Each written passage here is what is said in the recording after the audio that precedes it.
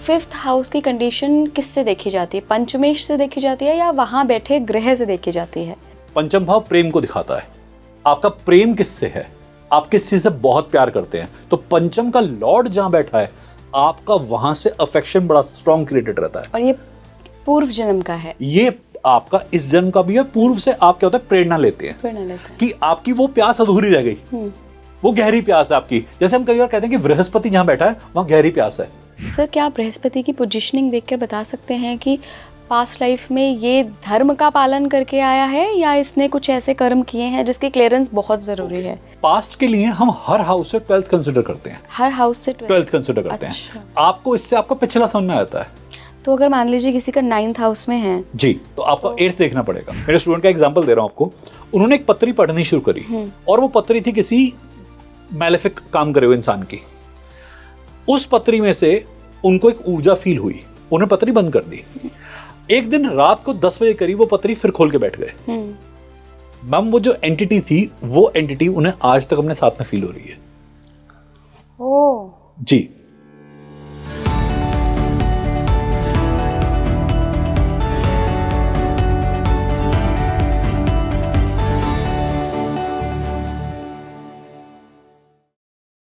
नमस्कार भारत, आप देख रहे हैं स्पीकिंग ट्री। मैं हूं आपके साथ इला गोस्वामी। आप सभी अभी तक अपना बर्थ चार्ट डिकोड करना थोड़ा बहुत तो सीख चुके होंगे, तो डेफिनेटली आप जानना चाहेंगे कि मैं अपनी पास्ट लाइफ से कौन से ऐसे वरदान या कौन से ऐसे दोष लेकर आया हूँ जिनकी वजह से मुझे लाइफ में बहुत कुछ अचीवमेंट्स भी मिल सकती हैं और कहीं ना कहीं मुझे सेटबैक्स भी लग सकते हैं। तो कुंडली में 12 भाव होते हैं, इनमें आप 5th और 9th हाउस को देखिए, साथ ही आप केतु और जुपिटर की पोजीशन को भी देखिए। तो क्या क्या देखना है, कौन कौन से कॉम्बिनेशंस लगाने हैं, आज के पॉडकास्ट में हमने यही डिस्कशन किया है। तो मेरे जो मेहमान हैं उनसे आपका परिचय कराती हूँ। मैं स्वागत करना चाहूँगी renowned astrologer and healer Siddharth Bhardwaj ji का। सिद्धार्थ जी, बहुत बहुत स्वागत है आपका स्पीकिंग ट्री पर। Thank you so much. Sir, आज बात करेंगे कि कुंडली से हम कैसे देखें कि पास्ट लाइफ से क्या क्या गिफ्ट्स लेकर आ रहे हैं या क्या क्या कर्सेस लेके आ रहे हैं। आज सभी पर बात करेंगे और मेरा मेन फोकस रहेगा, जो मैंने सुना है कि हम पंचम भाव, नवम भाव, केतु की पोजीशन एंड बृहस्पति की पोजीशन जरूर देखते हैं इसमें। जी जी जी जी। तो शुरू करते हैं सर। हम एक गायत्री पाठ से शुरुआत करते हैं। ओम भूर्भुवः स्वः तत्सवितुर्वरेण्यं भर्गो देवस्य धीमहि धियो यो नः प्रचोदयात्। ओम शांति शांति शांति। या देवी सर्वभूतेषु शक्तिरूपेण संस्थिता नमस्तस्यै नमस्तस्यै नमस्तस्यै नमो नमः। या देवी सर्वभूतेषु विद्यारूपेण संस्थिता नमस्तस्यै नमस्तस्यै नमस्तस्यै नमो नमः। हर हर महादेव, हर हर महादेव, हर हर महादेव। नमः पार्वतीपति, हर हर महादेव। हमें अपना पूर्व, पंचम और नवम की स्थिति से पता लगता है। इसके अलावा हम एक बात और आपसे शेयर करना चाहेंगे कि हर भाव को आप 3 श्रृंखला में तोड़ सकते हैं, ब्रह्म, विष्णु और शिव, महेश श्रृंखला में। जब हम अपने पूर्व पे जाते हैं, पूर्व के कार्मिक क्लियरेंस पे जाते हैं तो हम महेश की बात करते हैं। पूर्व को समझने पे जाते हैं तो हम ब्रह्म की बात करते हैं। हर भाव से ब्रह्म जुड़ा हुआ है। हर भाव से आप पास्ट देख सकते हो, हर किसी भाव का पास्ट होता है, बट मेजरली जो हम बात करते हैं वो पंचम से हम अपनी सारी स्थिति से गणना करते हैं। पंचम और छठे का एक रिलेशन होता है जहां से हम पूर्व पुण्य भी देख लेते हैं, प्रारब्ध भी कह देते हैं कई लोग इसे, हालांकि प्रारब्ध में 9 भी काउंट होता है साथ में। कर्म की 3 श्रेणियां होती है हमारे पास, आगामी कर्म, क्रियमान कर्म और एक हमारे पास संचित कर्म। ये भी हम अपने पास के 139 एक्सिस पे, 159 एक्सिस पे देख लेते हैं। लग्न से पंचम, पंचम से पंचम, नवम और नवम से फिर पंचम, ये आपस में पंचम है। यस। पंचम को पंचभूत भी कहते हैं कई लोग, पंच महाभूत कहते हैं।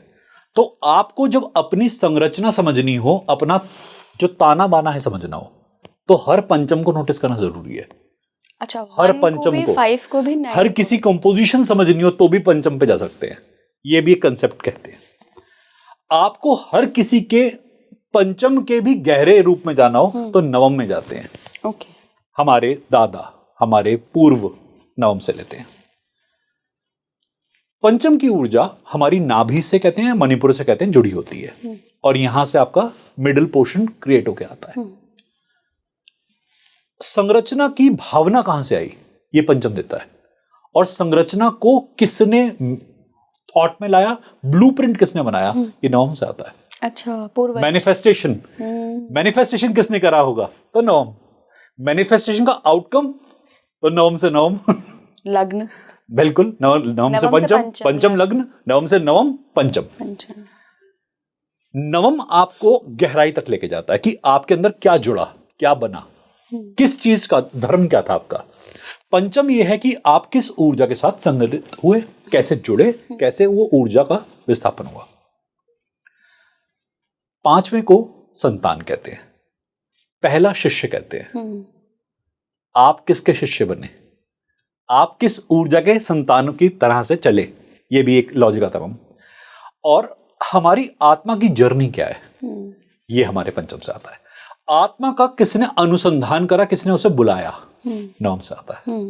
कि किसने उस एनर्जी को कॉल कर रहा था, वो नवम कॉल कर रहा था। लग्न को भी कई लोग कहते हैं कि नवम से भी आत्मा को हम कॉल करते, कॉलिंग आती है, बट एक्चुअली बेसिकली 9th से आती है। आपके पितरों ने कॉलिंग करी होती है कर्म की, और उस कर्म श्रृंखला में आप जुड़ते हैं। ये बेसिक कंसेप्ट है। 5th का लॉर्ड बड़ा इंपॉर्टेंट रोल प्ले करता है, 9th का लॉर्ड बहुत इंपॉर्टेंट रोल प्ले करता है समझने में पास्ट को और फ्यूचर को। कई लोग कहते हैं हमें किसी आराधना करनी चाहिए, तो एक होता है पास्ट क्लियरेंस के लिए आपका अपना, और एक पितरों का ऋण उतारने के लिए, क्या वो नवम से समझते हैं। वहां 8th और 9th का एसोसिएशन होता है, यहां पर 6th और 5th का एसोसिएशन होता है। ओके। एक तो सेकंड, किसी भाव से सेकंड, और किसी भाव से 12th, इनकी बहुत रेलेवेंस होती है कि आप कहां से मुक्त हुए थे, आपका लॉस कहां था, या आपका अंतिम क्या था। तो ये 12वां और द्वितीय दोनों करके देते हैं आपको एसोसिएशन। ऐसे ही उधर हमारे पास कि दशम लेते हैं और अष्टम लेते हैं। ये अगर आप कभी ध्यान से सोचें या कभी समझें, एस्ट्रोलॉजी का सिद्धांत जो है ये 4 ट्रायंगल्स पर आधारित है। इसमें ट्राइंस बोलते हैं। Yes. तो एक ट्रायंगल इस तरफ, एक ट्रायंगल इस तरफ, एक ऊपर, एक नीचे, यही पूरा चार्ट का अगर एसोसिएशन करें यही निकलता है। इनकी अगर एरोज को भी अगर आप देखें तो आपको समझ में आता है कि हम किसकी बात कर रहे हैं, हम कौन सी चीज को बुला रहे हैं अपनी तरफ। पंचम का लॉर्ड जहां कहीं भी होगा, वो पंचमेश आपके पूर्व से एक नाल जोड़ देगा, एक नाभि से कनेक्शन जोड़ देगा। आपकी एक लालसा जुड़ी रहती है, आप किस चीज से प्रेरित होकर काम कर रहे हैं। एक तो पंचम का बहुत बड़ा रोल होता है, कई बार नवम का रोल मिलता है हमारे पास। अच्छा। और आपके पितरों के लिए आप काम कर पा रहे हैं, इसमें 1, 5, 9 का बहुत बड़ा सिद्धांत होता है। ये शक्ति त्रिकोण, ये प्रकृति त्रिकोण आपको आपकी प्रकृति निर्धारित करता है, आप कैसे बनने वाले हो। तो 1, 5, 9 अगर जुड़ा हुआ है तो आप प्रेजेंट, पास्ट, फ्यूचर, ये इस पे चलते रहेंगे। तीनों जुड़ते हैं आपके। आपका आने वाला पिछला क्लियर करेगा, आपका पिछला आने वाला बना रहा है। होता सभी के साथ है, बट ज्यादा क्लियर होता है इनका 1, 5, 9 जुड़ जाता है। वो अपने पितरों के कुछ अधूरे कर्म पूरे कर पाते हैं। सर, जुड़ जाने से मतलब क्या, ग्रहों का एक्सचेंज हो जाए? मैं इसमें एक्सप्लेन करता हूं। मान लीजिए लग्नेश आपका पंचम में बैठा है और पंचम का लॉर्ड आपका नवम में बैठा हुआ। अच्छा, तो आपस में किसी भी संबंध पीएसी में कहीं भी कोई संबंध बनता है, काफी ज्यादा कार्मिक क्लियरेंस करने पड़ते हैं ऐसे लोगों को जिनका 1, 5, 9 का संबंध जुड़ता है। और मैम जब इनमें कोई भारी ग्रह हो, बहुत सारे कर्म रह गए। कोई ऐसा ग्रह हो, हल्का ग्रह हो, कर्म लगातार आएंगे बट छोटे छोटे कार्मिक क्लियरेंस होते जाएंगे। ये भी एक समझने का तरीका है। आपकी पर्सनालिटी लग्न के साथ साथ इन तीनों से बनती है।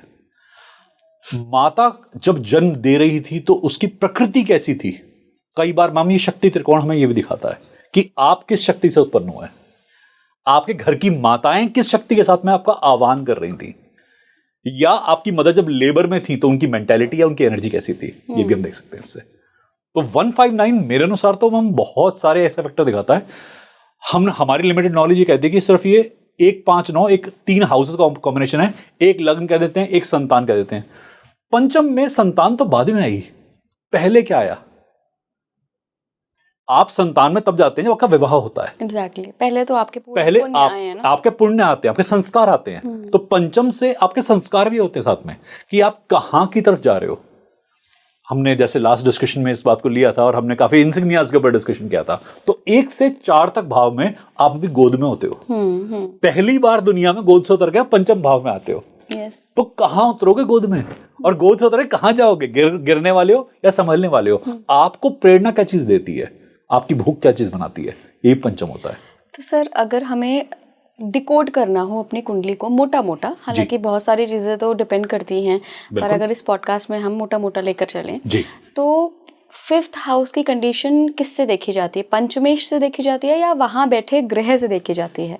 राशि पंचम के अंदर जो राशि है, हाँ। पंचमेश कहाँ गया है, पंचमेश की युति किस किस के साथ है, एसोसिएशन किस किस के साथ में, दृष्टियां भी, बिल्कुल पीएसी पूरा। देखिए कोई एक फैक्टर किसी भी कंडीशन को नरेट नहीं कर सकता। आप भी जानती हैं, ये मैं भी समझता हूं और हमारे व्यूअर्स को भी पता होगा इस बात के बारे में। एक हाउस से हम किसी की प्रेडिक्शन नहीं दे सकते, बट एक हाउस से हम ये देख सकते हैं कि उसकी हाउस की ट्रिब्यूटरीज कहां खुली हुई हैं। गलत एस्ट्रोलॉजी क्या है? Point prediction.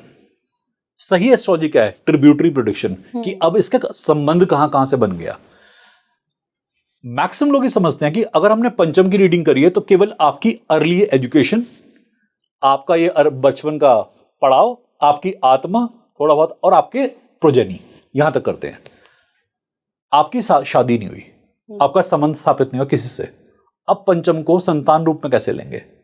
तो जिसको ज्ञान देंगे, जिसे पहला आपने सही ज्ञान दिया और पूरी ऊर्जा से ज्ञान दिया, वही आपकी संतान है।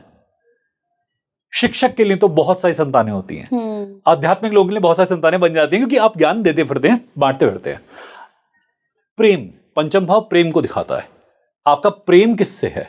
आप किस चीज से बहुत प्यार करते हैं, तो पंचम का लॉर्ड जहां बैठा है, आपका वहां से अफेक्शन बड़ा स्ट्रॉन्ग क्रिएटेड रहता है। और ये पूर्व जन्म का है, ये आपका इस जन्म का भी है। पूर्व से आप क्या होता है, प्रेरणा लेते हैं कि आपकी वो प्यास अधूरी रह गई, वो गहरी प्यास है आपकी। जैसे हम कई बार कहते हैं कि बृहस्पति जहां बैठा है वहां गहरी प्यास है। आपका सारा एक वेट, पूरी पत्री कहते हैं जहां बृहस्पति होता है वहां बैलेंस्ड है, तो ये वेट कैटेगरी यहां कैसे आ गई? तो आपकी इस लाइफ का मैक्सिमम रुझान वहीं पे होता है जहां बृहस्पति आधारित होता है। तो आपकी प्यास, आपका अनुसंधान, आपकी रिसर्च, आपका सारा फोकस मैक्सिमम उसी से होता है, यार यही करना है। और कुंडलियों में हम जब देखेंगे इस बात को, जैसे शनि है, आप चाहते ना चाहते वहां के कर्म कर ही जाएंगे जहां शनि आधारित है, चाहते हैं वो करवा देते हैं शनिदेव आपसे। चार्ट को नरेशन का हम एक गलत तरीका होता है कि हमें समझते हैं कि प्लैनेट हमारे पास में एक पोजीशन पे आए थे, यूनिवर्स की एक फोटो दी, खींच के डाल दी, बस यही है। आपको इस लाइफ में यदि अपने कार्मिक क्लियरेंस करने हैं तो कौन सा ग्रह किस भाव में बैठा है, उस भाव को उस ग्रह के अनुसार ही जी लें। जिंदगी में जब उस भाव में जाएं तो इस ग्रह के अनुसरण को करते करते जिंदगी जी लें। मान लीजिए आपका बृहस्पति है, लगन में बैठा है, लगन के अंदर बृहस्पति हमारे पास कितना स्ट्रांग होता है, और आप ज्ञान कारक होते हैं, तो ज्ञान बांटेंगे और ज्ञानी होंगे। या तो ढोंगी होंगे, पाखंडी होंगे कि बहुत अच्छा एक्टिंग कर लेते हैं, और या वाकई में ज्ञानी होंगे। कुछ लोग कहते हैं वो ज्ञानी हैं, बट उनके जबान खुलते लगता है नहीं यार अभी तो बहुत कुछ पता होना बाकी है, ये अल्प ज्ञान है। और एक ज्ञान की परिभाषा आती है कि न्यूट्रल होकर ज्ञान की विवेचना करना, कि मैं आपसे कोई बात कर रहा हूं और बहुत न्यूट्रल पर्सपेक्टिव से कर रहा हूं, जहां पर मैं किसी साइड को ले लूं कि ये आपने जो किया है तो ऐसा है वैसा है। हर किसी का सही गलत अपना अपना होता है। सर अगर मैं आपसे पूछूं, जो हमारा आज का विषय भी है जी, कि गिफ्ट्स कहाँ से पता लगते हैं, मतलब देखिए मैंने बहुत लोगों से सुना है, जनरली एस्ट्रोलॉजर्स या जो नई नई एस्ट्रोलॉजी करके आते हैं वो एक वेग बात बोल देते हैं कि कुंडली खराब है, ये तो इतना बुरा है। तो ऐसा कैसे हो सकता है कि ईश्वर ने हमें भेजा है और हमने इतने जन्मों की यात्रा करी है, हम सब कुछ ही खराब लेकर आए हैं? भाई कुछ तो कुंडली में अच्छा होगा ना, कोई तो मैं गिफ्ट्स लेके आई हूँ। बिल्कुल, हम जो आपसे बात कर रहे हैं वो इसी गिफ्ट के बारे में है। मैंने आपको कहा ना कि हर भाव में ग्रह बैठे हैं, वो आपका गिफ्ट भी है और वो आपकी रिस्पॉन्सिबिलिटी भी है। आप रिस्पॉन्सिबिलिटी को ढंग से लिव कर लो, गिफ्ट आपके पास में है। पर बात ये होती है कि हमें वो भाव समझ में नहीं आता। मैंने इसी आधार पर एग्जाम्पल लिया कि आपका गिफ्ट अगर मान लो जुपिटर आपका लगन के अंदर आधारित है, तो गिफ्ट क्या है आपके पास? इनफाइनाइट। जुपिटर हमारे सोलर सिस्टम का सबसे बड़ा ग्रह है, बड़े से बड़ा गिफ्ट आप ले सकते हो। गिफ्ट लेने के कुछ नियम होते हैं या तो आप अच्छे परिवार में जन्म लेके चुके हो, आपके माता पिता भी ऐसा आपको गिफ्ट दे रहे लोग, उनसे इंप्रेस होके, तो या तो ये कंडीशन हो कि आपकी फैमिली बहुत एक प्रॉस्परस और वेल टू डू फैमिली है, मेंटेन फैमिली है। नहीं है तो ज्ञान बढ़ाइए, बनिए, आप ऐसे बनिए जो आप एक अध्ययन इतना कर लें कि हर चीज चरणों में ऐसे आ जाए। हम इस परिभाषा को भूल चुके हैं आजकल एस्ट्रोलॉजी करते करते कि हमारी पॉसिबिलिटीज कहां है। मैम, हर हाउस में प्लैनेट प्लेसमेंट एक्चुअली मार्कर होते हैं गिफ्ट का। और अगर सर बृहस्पति की अभी आप बात कर रहे हैं, जी। लग्न में है तो ये गिफ्ट है। बृहस्पति से ही हम क्या ईश्वरीय कृपा भी देखते हैं मैम, कि एक डिवाइन ग्रेस लेकर आया है ये व्यक्ति? जी। एक ना वर्ड होता है जिसे हम कहते हैं ची, ऊर्जा। आपका अंतः प्रेरणा या आपकी प्राणिक ऊर्जा, ये बृहस्पति है इसका कारक। बृहस्पति जहां भी बैठा है ना, वहां से ऊर्जा आ रही है, वहां से उस ऊर्जा हाउस से उस भाव से ऊर्जा आ रही है, और ऊर्जा का सोर्स वहीं पे एक लोकलाइज्ड है। 6, 8वें 12वें में बैठ जाए फिर बिल्कुल ऊर्जा आ सकती है। आपके शत्रु से ही आपकी ऊर्जा आती है। जितना हराएंगे, छठे भाव का बृहस्पति हराता है, जितना हारेगा दुश्मन, जितना सामना कमजोर होगा उतना आप स्ट्रांग फील करेंगे, और जैसे ही वो आप पे हावी होगा आपको मिचलाना शुरू हो जाएगा, मैं नहीं मानता, मैं नहीं खेल रहा, ये काम खराब है, दूसरे पे लेके चलो। छठे भाव का बृहस्पति, 8वें भाव का बृहस्पति, 12वें भाव का बृहस्पति जिंदगी से कई बार भागता है। जहां परेशानी देखता भागता है, पर जिंदगी भी ऐसी है कि उसे वहीं लाके खड़ा कर देगी फिर से कि बेटा आओ, तुम यहां से भाग रहे, तुम यही वापस करो। क्योंकि गुरु है 6, 8, 12 में बैठा है ना, तो ज्ञान लकड़ी के साथ दे रहा है। राइट हैंड में लकड़ी है, हल्की की नॉडिंग चलती रहेगी, बेटा ये करना है। आपको नहीं, मन तो नहीं कर रहा मम्मी ये करने का मम्मी पापा ज्ञान पड़ोसी सब कह रहे हैं यही करना पड़ेगा। और आप देखना 6, 8, 12 का जिनका बृहस्पति होता है, कई बार वो अपनी स्ट्रीम चेंज करते हैं। स्टार्टिंग कहीं से होता है, बाद में होते होते होते होते वो कहीं से कहीं पहुंच जाते हैं। होती फिजिकलिटी में स्टार्टिंग है, वो स्पिरिचुअल बैंड कर बैठते हैं। 8 में तो स्पेशली 8 में और 12 का बृहस्पति, तुम कहते हैं कि 12 का बृहस्पति अगर केतु के साथ में जुड़ जाए, कहना ही क्या है, मोक्ष कारक एक ग्रह है। ये प्लैनेट ना ऐसा है, इसके अंदर बहुत सारी कंटेंट है, बहुत सारा कंटेंट। ये प्लैनेट ऐसा है कि ये लेके आया हुआ है अपने साथ में, रिस्पॉन्सिबिलिटीज भी हैं, प्लस साथ में बहुत सारे गिफ्ट्स भी हैं। जैसे आपने यूज करा वर्ड गिफ्ट का, बृहस्पति वाला इंसान अगर लग्न का बृहस्पति है, फैमिली के लिए बड़ा लाभदायक होता है, क्योंकि जब पैदा होता है तो भाग्योदय होता है। अच्छा, ये गिफ्ट है, ये गिफ्ट होता है। अब आपके पास में ऐसी बात है कि आपके गणपति आ गए हैं। अब गणपति को लाने के लिए गाजे बाजे बजाने होते हैं, और आप सौंदर्य से लाते हैं। आप इस बच्चे के लिए ऐसा ही करोगे यदि लगन वाला गणपति आ गया आपके पास, या बृहस्पति आ गया, मैं ऐसे कहता हूं उसे। आप हल्के में नहीं ले पाओगे अपने बच्चे को, और आप हल्के में लेना ही मत। अगर पेरेंट की में से किसी की कुंडली में लग्न में बृहस्पति हो, बच्चे की कुंडली में, बच्चे की कुंडली में, क्योंकि बच्चे की हम बात कर रहे हैं, लग्न की बात कर रहे हैं, तो बच्चा गणपति बनता है, एक भारी प्लैनेट बनता है। मैं गणपति को इस वक्त एक वैसे गुरु की तरह से ले रहा हूं, ज्ञान कारक की तरह से ले रहा हूं। गणपति को लोग एक बाल्य रूप में लेते हैं, पर गणपति के कई रूप हैं। एक बहुत विस्तृत रूप भी है इनका, कि सब कुछ खींच लेते हैं। कुबेर का पूरा महल खा गए थे। एक अघोर गणपति भी है। बिल्कुल, गणपति के कई रूप होते हैं। कई कहते हैं 16 प्रकार के गणपति, कई कहते हैं 32 प्रकार के गणपति हैं, कई बार 64 टाइप के गणपति। जितनी हमारी योगिनियां होती हैं उतने गणपति मिलते हैं। तो भारत में तो मतलब आप इस जगह जाएंगे तो पता नहीं क्या क्या मिलता है देखने में। गणपति कई सूंड भी होती हैं। गणपति किस किस चीजों को ग्रहण करते हैं, इनकी दिशा भी देखी जाती है। रिद्धि और सिद्धि, किस तरफ सूंड है, भारत के किस जगह पर, किस इलाके में सूंड किस तरफ है, वो गणपति वही करता है। कभी सिद्धियां दिलाता है, कभी रिद्धि दिलाता है। आप देख सकते हैं, रिद्धि वाला इंसान प्रॉस्पेरिटी, फिजिकल प्रॉस्पेरिटी को एक कंटेंट में लेके चलता है, सिद्धि वाला इंसान अध्यात्म को लेके चलता है। तो गणपति की सूंड किस तरफ, ऐसा ही हमारे पास बृहस्पति का भी एक मजा होता है। पर बृहस्पति के 2 चुनाव होते हैं। एक वो जो आपको दिखता है कि बहुत आज्ञाकारी, बहुत बढ़िया ज्ञान कारक, और एक होता है ज्ञान को विध्वंस करने वाला। बृहस्पति के हम चाहे न्यूमरोलॉजी में कहें चाहे एस्ट्रोलॉजी में कहें, न्यूमरोलॉजी में पढ़ाता हूं कई बार, तो 3 के 2 स्ट्रक्चर मिलते हैं, एक अपर एक लोअर। एक मिलते हैं हमारे काली, एक मिलती है पार्वती, एक मिलते हैं शिव, और एक उनका होता है रौद्र रूप। तो ये दोनों एक परिभाषा मिलती है बृहस्पति की। तो अब हमारे व्यूअर्स के लिए एक बात बता देता हूं हम। सपोज करते हैं कि आप किसी नंबर से, किसी लग्न से पैदा हुए। कई बार लोग कहेंगे हम तो इस लग्न से मैच नहीं कर पा रहे, आपने जो बताया हमारा कुछ मैच नहीं कर रहा, हमारी तो लाइफ अलग चल रही है और आप नरेशन कुछ और दे रहे हैं। आप बृहस्पति वाले या सूर्य वाले इंसान है, सूर्य लग्न है आपका या बृहस्पति लग्न है, आपके अंदर लीडरशिप क्वालिटीज तो आनी ही चाहिए और आके ही रहेंगी। अब मान लीजिए आपके माता पिता सुपर स्ट्रांग है, आप बहुत ही डोमिनेटिंग माता पिता के औलाद हैं, आपके माता पिता आर्मी में थे, टीचर, डॉक्टर्स थे, घर में आपकी चलेगी पर उतनी नहीं चलेगी जितनी चलनी चाहिए। तो बचपन में बृहस्पति एक्टिवेट नहीं होगा, सूर्य एक्टिवेट नहीं होगा।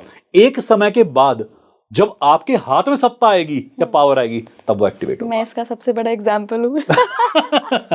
तो आप इसको रिलेट भी कर पाएंगे फिर बहुत अच्छे तरीके से। बहुत अच्छे से कर रही हूँ। जब आपकी माता या पिता बहुत शक्तिशाली होते हैं तो बच्चे बहुत ही साधारण रहते हैं शुरुआत में, पर जब माता पिता हटते हैं या वो अपनी लाइफ में कहीं आगे बढ़ते हैं तो मैम उनके अंदर ना एक व्यक्तित्व में चेंज आता है, ट्रांसफॉर्मेशन पूरी तरह से। ये सूर्य, बृहस्पति, मंगल, शनि, ये ऐसे प्लैनेट है जो कि लेटर लाइफ में काफी ज्यादा आपको इंपैक्ट देते हैं। Your personality develops in the latter span. तो अगर लग्न के अंदर ये चीजें हैं, किसी में भी हैं, मैंने कई बार ये भी नोटिस करा कि बृहस्पति जहां पे होता है या शनि यहां पे होता है, थोड़ा लेटर रिजल्ट्स आते हैं। आप इमीडिएटली नहीं समझते, तजुर्बा के बाद समझते हैं। तो तजुर्बा लेना जरूरी है, एक्सपीरियंस के बाद समझते हैं। तो this is the planet of experience and with the experience comes the gift. शुरुआत में बचपन में क्या गिफ्ट आई? लॉलीपॉप। बड़े होके क्या आ गए? कुछ भी, असंख्य। तो आपका बृहस्पति कितना मैच्योर है? सर काल पुरुष की कुंडली को देखें तो नवा घर जो है वो बृहस्पति को ही मिला हुआ है। तो बृहस्पति वहाँ का कारकत्व लिया हुआ है, वहाँ का एक तरीके से बोल लीजिए उनका ही घर है। किसी की कुंडली में अगर नवम भाव में ही बृहस्पति बैठे हैं और मान लीजिए मेष लग्न की ही कुंडली है, तो क्या लेकर आया है ये अपने पास से? देखिए क्या है कि आप अगर यहाँ पे नवम भाव की बात कर रहे हैं और साथ में काल पुरुष की आपने कुंडली की बात करी, तो एक तो हमने जो इससे पिछली बार बात की थी इंसिग्निया की, धनु ना अपने आप में एक बहुत ही विरला भाव है और उसकी स्ट्रक्चर भी कुछ अजीब है। ऊपर धनुधारी, नीचे घोड़ा। ये एक इवोल्यूशन को दिखाता है, ये साधने को दिखाता है। नवम भाव वैसे भी साधना का भाव है। नवम भाव का मतलब साधना, किसको? धर्म को। साधना के 3 भाव होते हैं, सप्तम, अष्टम, नवम। सप्तम होता है हमारा मेडिटेशन, अष्टम होता है गहरा ध्यान या हमारी तपस्या, और तब भी ऐसा जो करते करते आप समाधि में चले जाएं। और नवम भाव उस तप से क्या निकला वही धर्म होता है आपका। तो नवम भाव हमारे पास कुछ ऐसा धारण करने का भाव है जो कि आपकी लाइफ को गवर्न कर लेगा as a whole, as a totality. मैंने आपसे कहा कि ब्रह्मा, विष्णु, महेश हमारी 3 श्रृंखलाएं होती हैं। तो पहले 4 भाव कहते हैं हमारे ब्रह्म के होते हैं, अगले 4 अष्टम तक विष्णु के होते हैं, और वहां से शुरू होता है महेश। अरे वाह। ये भी एक विचार होता है, कई विचारक ने अपनी बातों में ये कहा हुआ है, ये कई जगह मिलता है पढ़ने में। तो जब महेश के भाव होते हैं ना, वहां पे कर्म के भाव होते हैं, ध्यान के भाव होते हैं। आपको फोकस करना है। 9वां house focus, 10th house focus, 11th focus and 12th focus. आपका ध्यान यहां से भटकेगा नहीं, आप कभी प्रोग्रेस को नीचे महसूस नहीं करेंगे, आप आगे तक प्रोग्रेस करते जाएंगे। 9वां भाव का बृहस्पति आपसे बहुत बड़े बड़े कार्य उम्मीद करता है कि आपके ऊपर कुछ ऐसा धारण होने वाला जो कि बहुत बड़ा होगा। आप हाथी हैं, आप ऐरावत हैं, ऐरावत के ऊपर स्वयं इंद्र आते हैं। आपके ऊपर विद्यमान कौन होगा? राजाओं का राजा, देवताओं का राजा। तो अब आपने तैयार होना है किसी बड़े कार्य के लिए, और आप सोचेंगे नहीं नहीं यार शॉर्टकट में काम चल जाए, खुद कार में क्लियरेंस खराब कर रहे हैं अपना। और अगर सर हम काल पुरुष ना लें, कोई किसी भी लग्न की कुंडली हो सकती है, तो फिर नवम भाव में अगर बृहस्पति है तो भी ऐसे ही रिजल्ट देंगे? देखिए क्या है, इंटेंसिटी बढ़ जाती है। अच्छा। नवम के अंदर गुरु अपने भाव में आ गया। हाँ। मैं अपने घर में बैठा हूं तो राजा मैं हूं, भैया मेरी चलेगी। कार को भाव नाशायक कंसेप्ट आती है। हाँ। बृहस्पति भी नहीं लगती। अच्छा। अगर सूर्य नवम में बैठ जाए तो वहां पे कारक के भाव का नाश होता है, ये भी एक कंसेप्ट आती है। अगर कोई भी प्लेनेट के अंदर बृहस्पति कहीं भी किसी के साथ बैठ जाए, किसी राशि में बैठ जाए, वहां पर वो एक लेके आता है, एक प्रॉस्पेरिटी लेके आता है कि मैं राजा हूं, अब मैं जहां भी बैठा हूं ना मैं राजा, तो राजा होता है। वो कहीं बैठ जाए, आपका ध्यान, आपका ज्ञान यहां से बहुत इन्फ्लुएंस होगा। ओह, बृहस्पति जहां बैठा होगा। बिल्कुल, क्योंकि आपकी ची रेगुलेट हो रही है, आपकी आत्मन की ऊर्जा कंट्रोल हो रही है। एक तरह से अगर हम देखें, संतान का हाउस होता है पंचम। हाँ। संतान का जो हमारा लॉर्ड होता है, एक तरह से बृहस्पति बोलते हैं, कारक कहते हैं उसे संतान का। तो बृहस्पति पंचम को भी प्रभावित करता है, बृहस्पति नवम को भी करता है। देख सकते हैं आप इसे, गुरु दोनों तरफ कंट्रोल करता है। तो आपका बृहस्पति जहां भी कहीं बैठेगा वो इसको भी इन्फ्लुएंस करेगा, वहीं से पंचम नवम को इन्फ्लुएंस करेगा। राइट सर, क्या आप बृहस्पति की पोजीशनिंग देखकर बता सकते हैं कि पास्ट लाइफ में ये धर्म का पालन करके आया है या इसने कुछ ऐसे कर्म किए हैं जिसकी क्लियरेंस बहुत जरूरी है? पास्ट के लिए हम हर हाउस से 12th कंसिडर करते हैं, हर हाउस से 12th कंसिडर करते हैं। आपको इससे आपका पिछला समझ में आता है। तो अगर मान लीजिए किसी का 9th हाउस में है जी, तो आपको 8th देखना पड़ेगा। 8th देखना पड़ेगा जी। तो 8th हाउस के कंडीशन में वो क्या देखें? आपके पास में क्या होता है कि आप कितने गहरे उतरे, रिसर्च कितनी गहरी है। 9th के रिजल्ट कब आएंगे? जो आपने खोजबीन अच्छी करी हो, खुदाई अच्छी करी हो। और दशम भाव का बृहस्पति है तो 9th हाउस। धर्म आपने क्या लिया, आपने क्या धारणा बनाई, कर्म किसके अच्छे हैं, जैसे कंसेप्ट क्लियर है। अगर मैं 9th का मतलब ब्लूप्रिंट, आपका ब्लूप्रिंट कितना अच्छा है, आपका सक्सेस रेट उतना अच्छा है। और सर उधर कोई नीच का ग्रह बैठ जाए, कोई बात नहीं, आप उसको नीचतापूर्वक काम में भी ला सकते हैं। मतलब आप शैलो से शैलो काम भी कर सकते हैं। देखिए क्या होता है, लोग जब उच्च नीच की बात करते हैं ना, तो वो समझते हैं ग्रह के प्रभाव ही खराब हो गए। बट क्या ग्रह प्रभाव खराब करने के लिए है? नेताओं के तो अच्छे होते हैं ऐसे कर्म। अगर मैं कहूं किसी का नीच का ग्रह हो गया नेता बनने के लिए, बहुत बढ़िया है। बृहस्पति नीच का, शनि नीच का, बढ़िया काम है, कर सकता है खूब अच्छे काम, मेडिकल में जा सकता है। आपको पता होगा इस बात के लिए। आप ये समझिए, मैं हॉस्पिटल में हूं, मान लीजिए मैं डॉक्टर हूं, मैं हाथ से मरहम पट्टी कर रहा हूं, मल मूत्र साफ कर रहा हूं। मेरे काम कैसे हैं? मलेच्छ के, नीच के। मुझसे कार्मिक क्लियरेंस अच्छा होगा अगर मेरा शनि नीच का है। तो मेरा बृहस्पति अगर नीच का है तो मैं बहुत अच्छे पॉलिटिकल एक्शंस ले सकता हूं। मैं ज्यादा इमोशनल नहीं होऊंगा उसको लेते हुए, मैं अपनी ईगो पे नहीं लूंगा। मेरी ईगो नहीं होगी। सूर्य नीच का ईगो नहीं होती, बृहस्पति नीच का ईगो नहीं होती। आप कुछ भी लेवल तक गिर सकते हैं, और गिरने वाले कार्य भी हैं इस दुनिया में। हर कोई इंसान ऊंचा उठना चाहता है, नीचे वाले कार्य कोई नहीं करना चाहता। मैम, बृहस्पति नीच का, सूर्य नीच का, शनि नीच का कई बार ऐसे ऐसे कार्य करा देता है आपसे जो कि कोई भी नहीं कर सकता। और दुनिया में ऐसे कार्य करने वालों से लोग बच के चलते हैं, पर दूर से सैल्यूट करते हैं कि वाह। गटर साफ करना आसान काम है। अगर एमसीडी वाले काम ना करें, बीएमसी वाले काम ना करें, मैम दिल्ली और मुंबई की हालत क्या हो जाएगी। सबसे नीचे का काम है, पर वो उतरते हैं, सशरीर उतरते हैं। अपने राहु और केतु को भी बोलते हैं हम, मलेच्छ वाला काम करने वाले राहु और केतु कहते हैं। नीचे उतरना गटर के अंदर। आई डोंट थिंक कि आप और मैं कभी जिंदगी में मतलब इमेजिन भी कर सकते हैं कि हम ऐसी जगह पर हैं जहां आसपास हमारे मल ही मल है।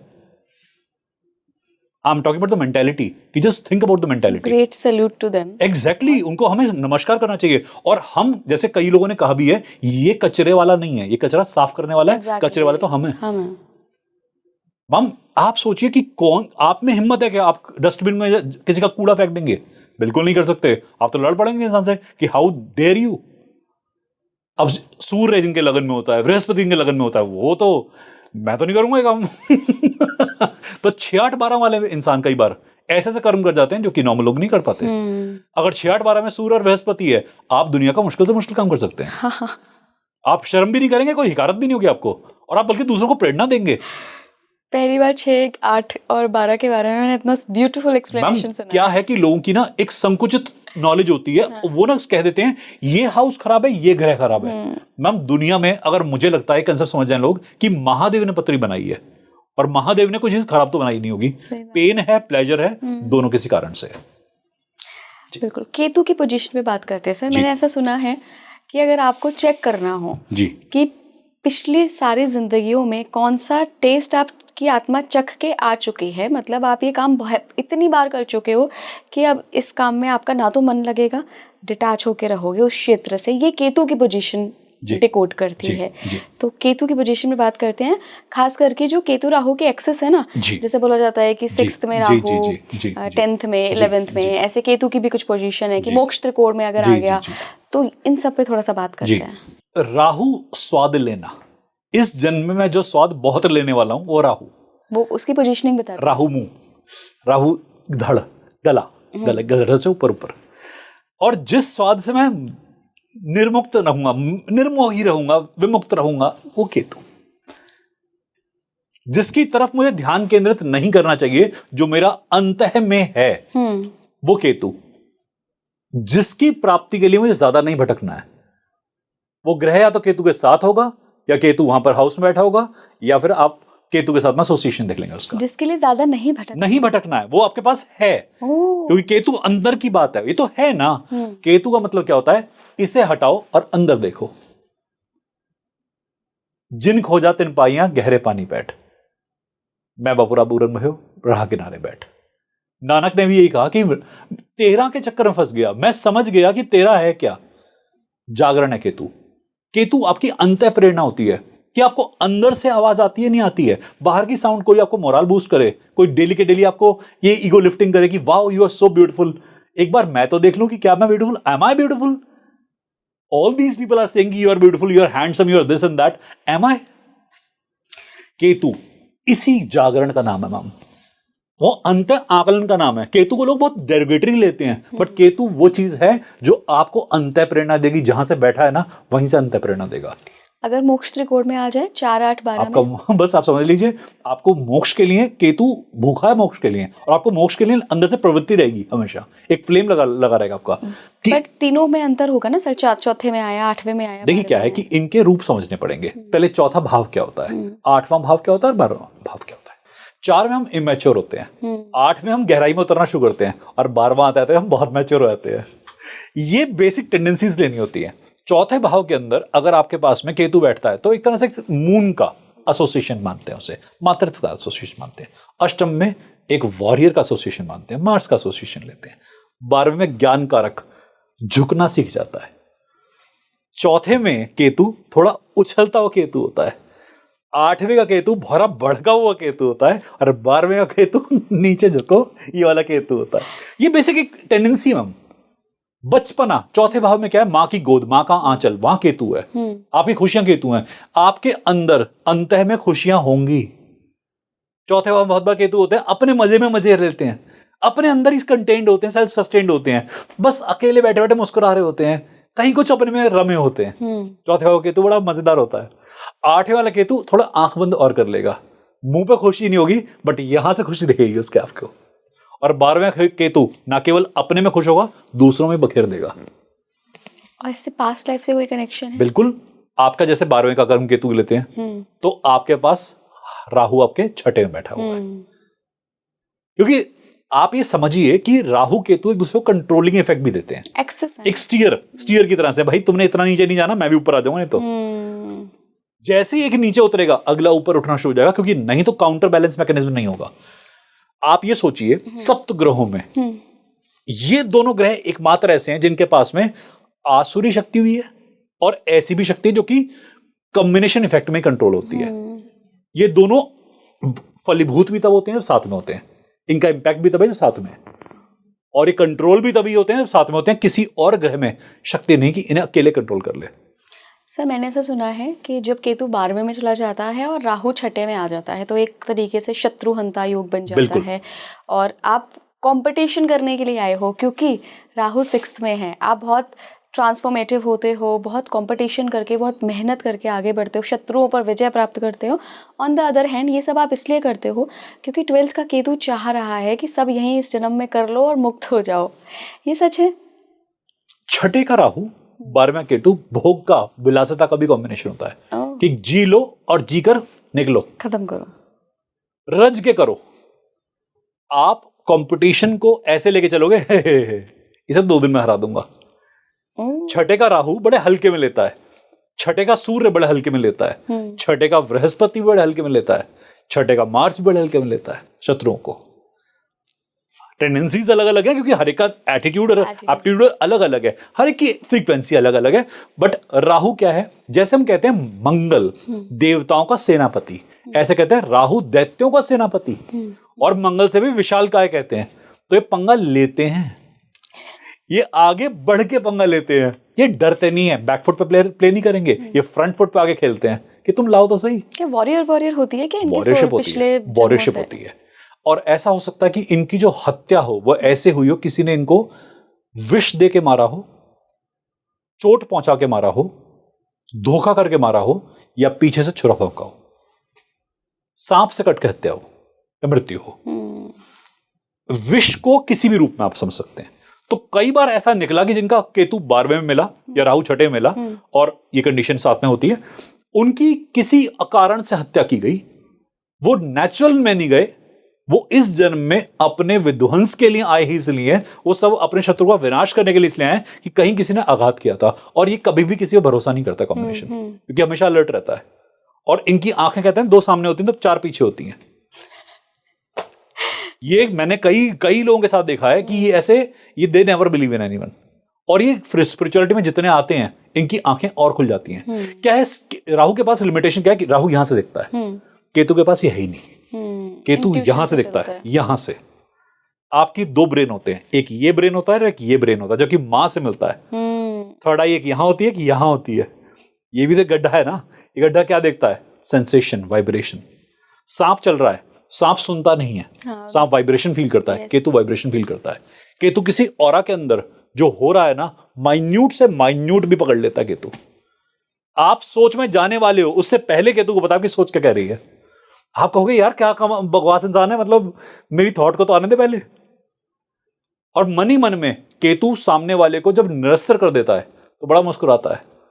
राहु बता देगा हा हा हा देखा मैंने कर दिया। केतु कुछ नहीं कहेगा, केतु 2 वर्ड बोलेगा। केतु कम बोलेगा, पर जितना बोलेगा ना सार्थक बोलेगा। और ऐसे तीर चलाता है कि जो सबसे टॉक्सिक तीर होते हैं। राहु 1000 तीर चलाएगा मुस्कुरा मुस्कुरा के, केतु वेट करेगा, तीर खाएगा। केतु वाला इंसान जब जीवन जीता है ना उसको बहुत आघात पहुंचते हैं, पर जब वो अपने काउंटर पे उतरता है वो सिर्फ 1 दे देता है और वो 1 सामने वाले के 1000 के बराबर होता है। ये राहु केतु की बेसिक टेंडेंसी है। अगर केतु लगन में होता है ना, कई बार ऐसे लोग मैंने देखे हैं, ये प्रतिशोध की भावना लेके चल रहे होते हैं, बहुत बदले वाली भावना होती है। I have to take revenge. कई बार अष्टम का केतु कर देता है। अष्टम में केतु है, सेकंड में राहु है। आप जबान से इतने मीठे हो, ओए होए होए होए, मक्खन परोस रहे हो, राहु द्वितीय में, पर आप अंदर से क्या कैसे हो? I will take you down. Ketu अष्टम में बैठा है, वो पता नहीं लगने देगा, गहरे से निकल के आएगा। वृश्चिक का केतु स्लिदरिन, केतु को बोलते हैं सांप, स्लिदरिन कहते हैं। अगर वृश्चिक में केतु चला गया भूलेगा नहीं, जिंदगी में नहीं भूलेगा और भूलने देगा भी नहीं। और जब मौका लगेगा डंक मारेगा। एक बार नहीं कई बार मार देगा, आपको पता भी नहीं वो कौन सा जहर देने वाला है। सामने से नहीं मारेगा डंक। एक डंक है कि सांप आया सामने से आपको प्रहार पे डंक मार लिया। एक है सांप ने मनुष्य का योनि का जन्म लिया, अब वो पानी में जहर छोड़ रहा है और वो पानी आपके पूरे घर में पिला रहा है। खतरनाक है। गुरु ज्ञान ऐसे परोस सकता है। केतु वो गुरु भी है कि पानी के अंदर जहर की जगह ज्ञान छोड़ना शुरू कर दिया तो आपका ज्ञान भी पहुंचा रहा है। हाँ। केतु को हम गहरा गुरु भी कहते हैं। सबसे बढ़िया पोजीशन गुरु की केतु के साथ होती है 12वें में। मोक्षकारी कंडीशन है, क्योंकि मोक्ष में क्या है कि आपने हर चीज कर ली। मोक्ष कब मिलता है? जब आप अपने सेटिस्फैक्शन के हाईएस्ट लेवल पे ले आते हो, अवेकनिंग के लेवल पे ले आते हो। और अवेकनिंग कब होती है? जब आप जीवन जियोगे, तो पहले आप जीवन जीने वाले हो। राइट सर, हम नवांश कुंडली भी देखते हैं ना, उसमें स्पेशली हम शनि केतु का योग देखते हैं कि पास्ट लाइफ से आप बहुत साधनाएं लेकर आए हैं या एक स्पिरिचुअल माइंडसेट, वैराग्य का माइंडसेट लेकर आए हैं। कभी आपने ऐसे कॉम्बिनेशंस को डिकोड करने की कोशिश की? कई बार हम इसको सार्थकता में लाते हैं और कई बार आते हैं क्वेश्चन। देखिए बेसिकली पहले D1 पे फोकस करके चलता हूं हमेशा, क्योंकि क्या होता है एक उसका नवम अंश है, नक्षत्र से बनती है D9 कुंडली। पर D9 को थोड़ा सा कई लोग समझ नहीं पाते इमीडिएटली, इसलिए हम D1 में पहले कॉम्बिनेशन देखते हैं। अगर प्रॉमिस D1 में है तो D9 के अंदर हो जाएगा, अच्छा फलीभूत हो जाएगा। D9 में माइक्रो प्रोमिसेस होते हैं, बट अगर मान लीजिए D1 बहुत पिटा हुआ चार्ट है, खंडित चार्ट है, चार्ट अच्छा नहीं है, पोजीशन डिफिकल्ट है, कार्मिक क्लियरेंस मुश्किल है, अगर D9 में पॉसिबिलिटी है तो हो जाएगा। कई बार D1 की जो एक इनकम्प्लीटनेस होती है, D9 उसे नर्चर कर देता है। बट खाली D9 में पॉसिबिलिटी हो और D1 में ना हो तो इंसान उस मार्ग पे चलेगा, लेकिन ये मुश्किल है। अच्छा, क्यों? मार्ग नहीं चुनता इंसान। D1 ना आपके मार्ग का चुनाव है, एक्शन ओरिएंटेड नहीं होगा। एग्जैक्टली आप थॉट में तो लेके आते हो, आपके मन में तो बहुत कुछ होगा, बट आप अपने कर्मों में नहीं लेके आ पाओगे। आप मेरे बारे में अच्छा सोच रहे हो, बट आप मेरे बारे में अच्छा कर नहीं रहे हो। अच्छा सोचने वाले हितैषी तो मुझे बहुत मिलते हैं, कई बार लाइफ में ऐसे लोग मिलते हैं हमें, मैं तुम्हारे बारे में बड़ा अच्छा सोच रहा हूं, मैंने कहा फलीभूत करके देखा। Action speaks louder than the words. आपके कर्म नहीं है मेरे प्रति तो मैं आपके शब्दों का सम्मान कहां तक करूं, आपकी सोच का सम्मान करूं। आप कह दो किसी से कि मैं आपसे प्रेम करता हूं, आपके एक्शन तो ही दिखा रहे ना, आपके एक्शन मुझे लगातार ठेस पहुंचा रहे हैं। क्या कर रहे हो आप? सर क्या कॉम्बिनेशन होता है ऐसे लोगों का? देखिए क्या होता है, मून पहले मन की स्थिति। मैं एक बेसिक फैक्टर देता हूं, लग्न, लग्नेश, सूर्य, चंद्र, ये 4 हमारे घटक ऐसे हैं जिनको हमें देखना जरूरी है। ये 4 लग्न, लग्नेश, सूर्य, चंद्र, किसी का व्यक्तित्व बनाने के लिए 4 चीजें होती हैं। आपने सुदर्शन चक्र चार्ट देखा होगा। सुदर्शन चक्र में क्या पढ़ते हैं हम? लग्न कुंडली, सूर्य कुंडली, चंद्र कुंडली एक साथ उसकी साधना करते हैं। क्योंकि अगर आपने इंसान के मैं को उसके ऊर्जा को और उसके मन को पढ़ लिया तो क्या बचा? यही तो सुदर्शन चक्र है। यही तो सुदर्शन चक्र। आपके जब तीनों एक हो जाएंगे तो आप श्री कृष्ण ही तो कहलाओगे। सुदर्शन किसका होता है? किसके हाथ में? कृष्ण का। क्योंकि उसका जो मन है वही वचन है, वही कर्म है। आपके एनालिसिस को हम और बढ़िया कर सकते हैं। 159 आप खाली एक लग्न का मत पढ़ो, आप सूर्य कुंडली का भी पढ़ो, आप चंद्र कुंडली का भी पढ़ो। मैम इसके बाद तो मैं गारंटी दे सकता हूं, मैंने खुद प्रेडिक्शन करी है, आपको D9 या डिविजनल चार्ट पढ़ने की जरूरत नहीं पड़ती, क्योंकि इंसान इससे बाहर कहां जाएगा। पर एक बात बताइए सर, एक हाइपोथेटिकल सिचुएशन ले लेते हैं और बहुत टफ सिचुएशन लेते हैं। आपने 4 चीजें बताई हैं मेन, लग्न, लग्नेश, सूर्य और चंद्र। अगर ये ही सारे ग्रह जो इसको लीड करते हैं ये त्रिक भाव में आ गए, बुरी पोजीशन में है, पीड़ित भी है, नीच का भी कोई है, तब तो फिर क्या करोगे आप? लाइफ के अंदर ना आपको सीखना बहुत पड़ता है। ऐसा इंसान ना इमीडिएट चॉइसेस नहीं होती कुछ सीखने के, उसके अंदर उसके साथ गुरु का होना बहुत जरूरी है, या उसके माता पिता को बहुत कर्म करने पड़ते हैं। और नहीं तो उसके सहभागी, उसकी भागनी को बहुत कर्म करने पड़ते हैं। हस्बैंड और वाइफ को बहुत टॉलरेंस लेके चलनी पड़ती है। कई बार आपकी चॉइसेस जो इमीडिएटली होती हैं वही आपका अल्टीमेट डिसीजन बनता है। आपके इमीडिएट चॉइसेस अच्छी नहीं होंगी। सेकेंडरी जब आपका अंदर का चेतना जागेगी कि यार नहीं क्या कर रहा हूं मैं, ठोकर खा के संभलोगे। इंसान ऐसे में कई बार क्या होता है, अपने 30s तक 35 तक सही नहीं चलता, लेट एज में समझता है। और सर अगर यही पोजीशनिंग, यही चारों चीजों की पोजीशनिंग त्रिकोण में आ जाए या केंद्र में आ जाए तो कैसा है? क्योंकि देखिए क्या होता है, त्रिकोण और केंद्र में ना एक एडिटिव सपोर्ट होगा। आपकी बिल्डिंग के साथ अच्छे पिलर्स लगे हुए हैं, आपकी बिल्डिंग आसानी से गिरेगी नहीं, इसे केंद्र कहते हैं। त्रिकोण का मतलब होता है कि एक ऐसा समूह जो कि आपको अंदर से मजबूत कर देगा। त्रिकोण वो होता है जो आपके अंदर पितरों से, पास से आपको लेके चल रहा है, जिस कारण से आपकी पर्सनैलिटी, आप ये सोचो 9 यहां पर है, 5 यहां पर है, ये दोनों हेलोजन यहां लाइट डाल रहे हैं। ये एक तरह से समझ लो इसे, तो आप बीम इफेक्ट लेते हो, आपके ऊपर जूम इन हो रहा है, तो 1-5-9 का संबंध आपके ऊपर पूरी लाइमलाइट देता है। बढ़िया है ये, आप चमकते हो बिल्कुल। और आप करके देखिए इसे, जो आपका 1, 4, 7, 10 है, ये आपकी आधारशिला है। आपका आधार क्या है, बेस क्या है, वो आपका बेसलेसनेस है या बेस है, ये 1, 4, 7, 10 का एक प्रयोग होता है। अगर स्ट्रॉन्ग हाउसेस में स्ट्रॉन्ग प्लैनेट आ जाए, रिजल्ट अच्छे इमेंस, पर घमंड हो सकता है। इंसान क्योंकि कई बार ना अपने अच्छाई को अपने हमेशा कॉलर पे चाहता है कि मेरे कॉलर पे यहां लिख दो कि मैं अच्छा हूं, मेरे मेडालियंस मेरी चेस्ट पे होने चाहिए। ये फितरत थोड़ी सी खराब रहती है। पर सिद्धार्थ सर, मुझे नहीं पता कि ज्योतिष विद्या में क्या ऐसी भी कोई सिद्धि या विद्या होती है, क्योंकि कई लोग मैंने देखे हैं ऐसे, और मेरे साथ एक एग्जाम्पल हुआ है कि उन्होंने पत्री देखी और बहुत बूढ़े ज्योतिषी, ऐसा नहीं है कि कोई यंग हो, पत्री देखी और उनको पत्री में से वाइब आई और उन्होंने पिछला जन्म बता दिया। एंड कई बार लोग ऐसे प्रेडिक्शन करते हैं। जी, मैं आपको इससे एक उदाहरण देता हूं। इसे पत्री से ना, पत्री के 7 लेवल होते हैं, 7 चक्र होते हैं जैसे इंसान के, ऐसी पत्रियां 7 लेवल पे देखी जाती हैं। हर चक्र से पत्री पड़ता है। भौतिक इंसान जो है, जो भौतिक केंद्र तक अटका हुआ है, वो केवल फिजिकल असेसमेंट कर पाएगा, वो मैथमेटिकल टूल्स यूज करेगा। और स्पिरिचुअल जो गाइडेंस लेना जानता है ना, वो आप ही को नहीं, आपके पूरे पितरों को पढ़ देगा आपकी पत्री से। ये 7 चक्र की 7 रीडिंग्स होती हैं। हम जब कभी पत्री की साधना करते हैं, मेरे कई स्टूडेंट्स ने करा, मेरे स्टूडेंट का एग्जांपल दे रहा हूं आपको, उन्होंने एक पत्री पढ़नी शुरू करी और वो पत्री थी किसी मैलेफिक काम करे हुए इंसान की। उस पत्री में से उनको एक ऊर्जा फील हुई, उन्हें पत्री बंद कर दी। एक दिन रात को 10 बजे करीब वो पत्री फिर खोल के बैठ गए। मैम वो जो एंटिटी थी, वो एंटिटी उन्हें आज तक अपने साथ में फील हो रही है। जी, और ऐसा एक उदाहरण नहीं मेरे पास, ऐसे मेरे कितने ही स्टूडेंट्स के एग्जांपल हैं। कहते हैं सर हमने चार्ट रीडिंग शुरू करी, हम बिल्कुल नॉर्मल थे, और चार्ट रीडिंग के बाद में हमारे सीवियर हेडेक हो रहा है और परसिस्टेंट है। ऑरा क्लीन करा, सब कुछ क्लीन करा, दशा देखी, अंतर दशा देखी, समझ में आया कुछ एनर्जी इन्फ्लुएंस कर लिया इन्होंने। मैम हर पत्री में कर्म छुपा होता है, एक ऊर्जा भी छुपी होती है, मन के एक इच्छाएं छुपी होती हैं। आप पास्ट लाइफ में इच्छाएं दबा के आ गए थे, पत्री में वो भी झांक सकता कोई इंसान अगर देखना चाहे तो। आपकी माता की इच्छाएं, आपके पिता की इच्छाएं, और अगर कहीं पर बहुत कटु इच्छाएं हो, नकारात्मक इच्छाएं हो, तो आप जब उस चार्ट को पढ़ोगे, उन इच्छाओं की प्राप्ति आपको भी होती है। ये कई बार ऐसा होता है चार्ट्स में। अगर आपको भी अनुभव है, ये फील आपने भी करा, इंसानों से होता है मिलके। आप इंसान से मिलते हो, एकदम से आप एक हॉस्टक हो जाता है कि वाओ। मैं तो सच बताऊँ आपको, मुझे पत्रिका पढ़नी नहीं आती है, लेकिन समटाइम आई फील कि जब देखते हैं तो एक एनर्जी आती है व्यक्ति के बारे में कि ये ओवरऑल कैसा है, मतलब कुछ तो होता है। ये जन्म पत्रिका की खासियत है मुझे लगता है ये। महिलाओं के पास वैसे भी एक दिव्य दृष्टि होती है, जो है, ये फैक्ट है, शक्ति के पास होती है। इसके साथ साथ जब आप अनुभवी होते आते हैं ना, तो आपको रीडिंग तो एक मेंटल रीडिंग आती है इंसान के व्यक्तित्व की, मैम, पर इसके अलावा भी ना संस्कार होते हैं, और वो ना आपको बहुत विद्या देके जाते हैं।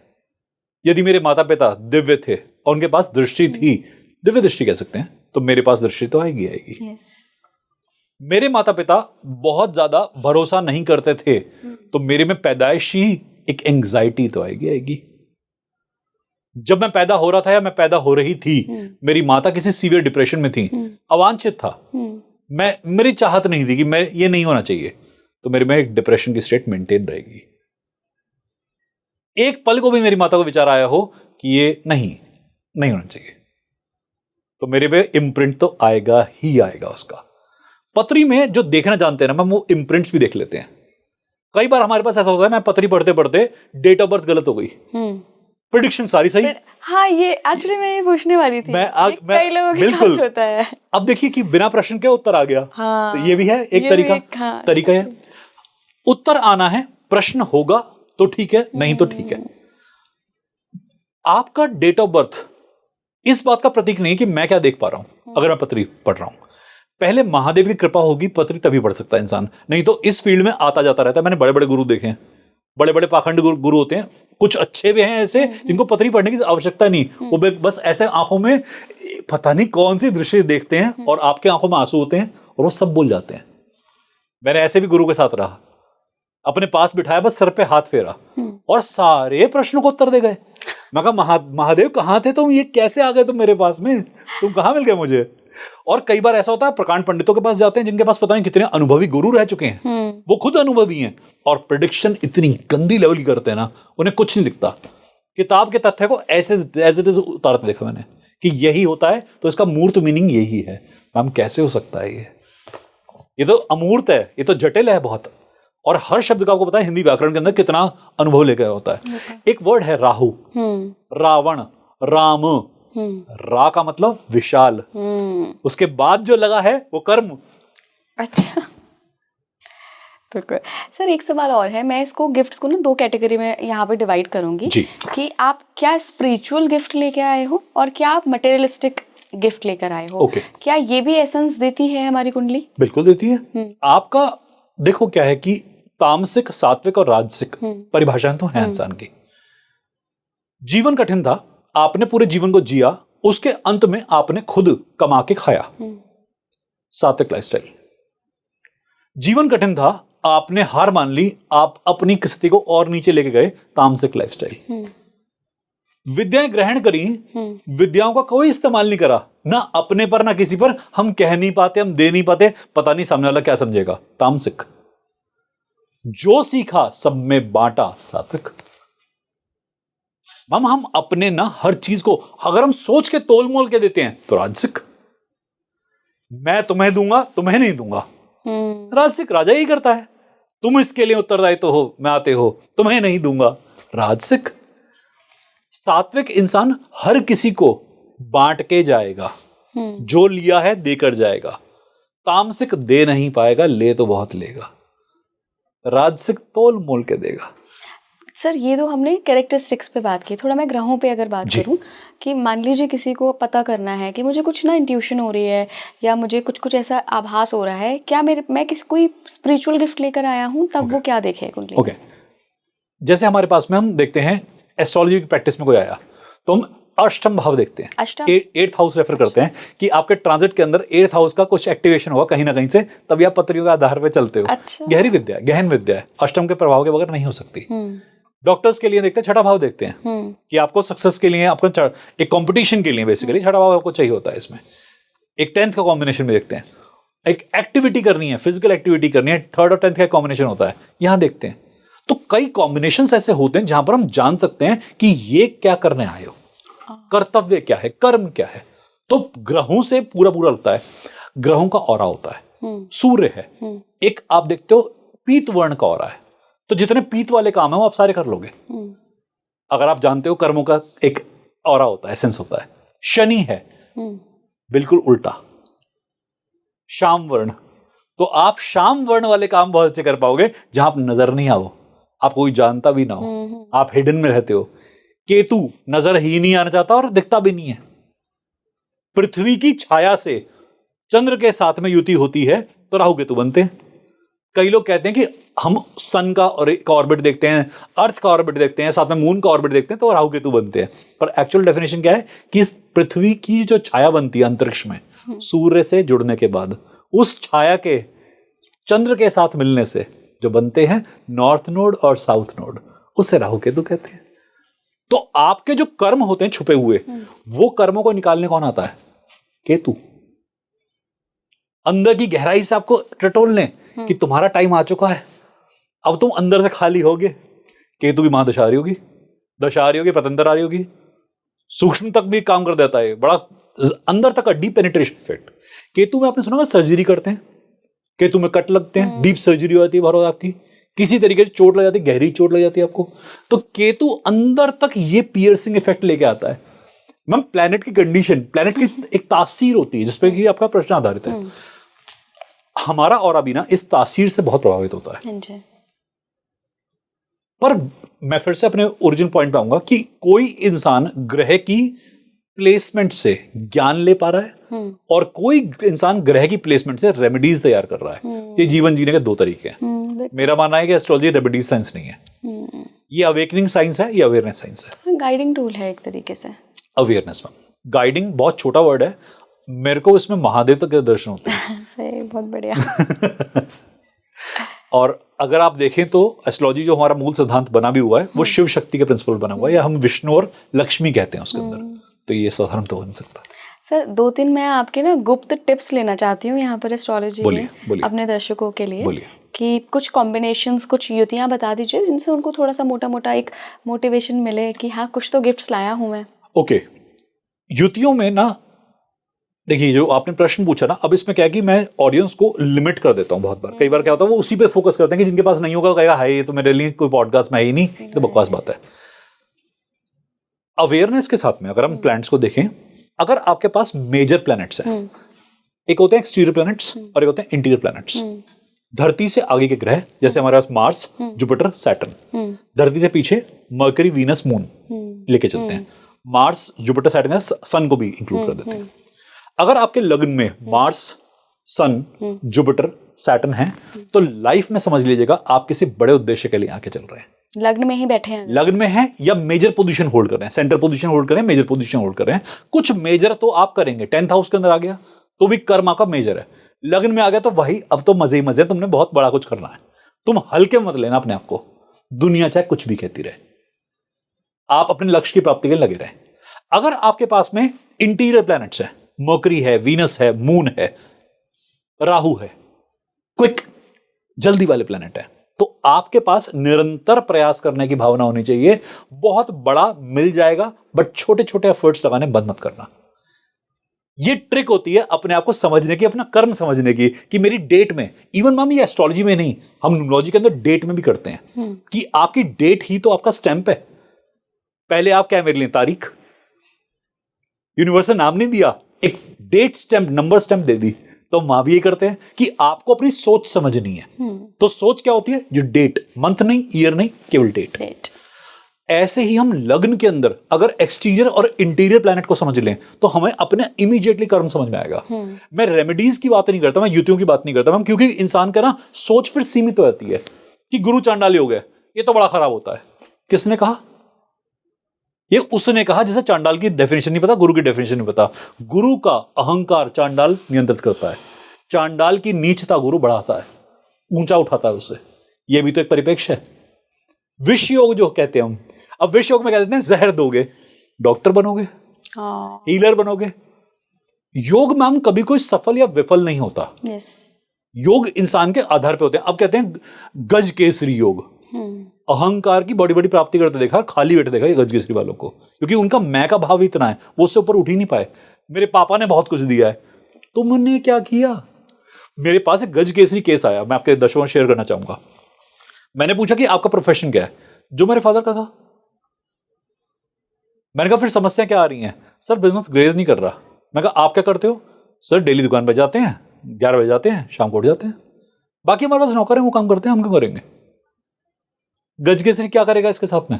एफर्ट ही नहीं कर रहे हैं। ना गज का काम, ना केसरी का काम, ना प्रोटेक्शन, ना अटैक, ना लाइफ को लीड करना। तो कॉम्बिनेशन ऑफ प्लैनेट्स आप अपने कर्मों से रेगुलेट करते हो। तो व्यूअर से मेरा कहना है, एक बार लग्न और लग्नेश समझ लीजिए कि आपकी लाइफ का पर्सपेक्टिव क्या है, बिल्कुल कहां लीड करेगी। बिल्कुल। अगले पॉडकास्ट में ना सर हम लग्न और लग्नेश पर ही बात करेंगे। आपने बिल्कुल। इतनी बार इसका नाम ले लिया ना, और इसका एक्चुअली इंपॉर्टेंट है भैया, बिल्कुल आपकी मैम। कुंडली का मुझे लगता है पावर हाउस है। बिल्कुल मैम। तो अगली बार पॉडकास्ट में एक टॉपिक For डिसाइड sure, हो गया for हमारा, sure, इस पे for बात sure, करेंगे for ही। sure. बहुत बहुत धन्यवाद सर जुड़ने के लिए, Thank you और so कितने अच्छे से आज आपने समझाया है Thank you so सारी much. चीज़ें। हर हर महादेव। हर हर महादेव। आपकी कुंडली में क्या कॉम्बिनेशन बन रहा है, किन ग्रहों की युति हो रही है, मुझे कमेंट बॉक्स में बताते हुए जाइएगा। जुड़े रहिए स्पीकिंग ट्री के साथ। नमस्कार।